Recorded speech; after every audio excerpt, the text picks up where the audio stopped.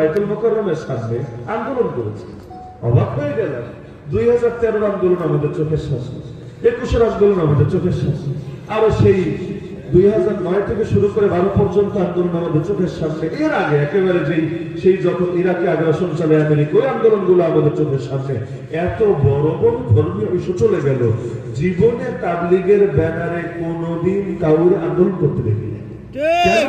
সে সময় এটাই বলা হতো, এটা তাবলীগের উসুল বিরোধী, মূলনীতি বিরোধী। এই মানুষগুলো শরীক হয় নাই তা না, আমাদের সাথে হয়েছে হাতে হাত রেখে, কাঁধে কাঁধ মিলিয়ে মানুষ শরীক হয়েছে। দলীয় ব্যানার ব্যবহার হয় নাই। কেন? যে এটা নাকি উসুল বিরোধী, মূলনীতি বিরোধী। ঠিক আছে, উসুল থাকতে পারে, মূল তো হলো কাজ, ব্যানার তো মূল না। কত ব্যানার আসবে আর যাবে, কিন্তু কাজ তো চিরকাল চলবে ইনশাআল্লাহ। একসময় আমরা আন্দোলন করেছি মুফতি আমিন নওয়ারুল্লাহ মারকাবের সাথে। পরবর্তীতে 2013-তে এসে 12 তারিখে ইন্তেকাল হলো মুফতি আমিন রহমাতুল্লাহ আলাইহি। 2013-তে এসে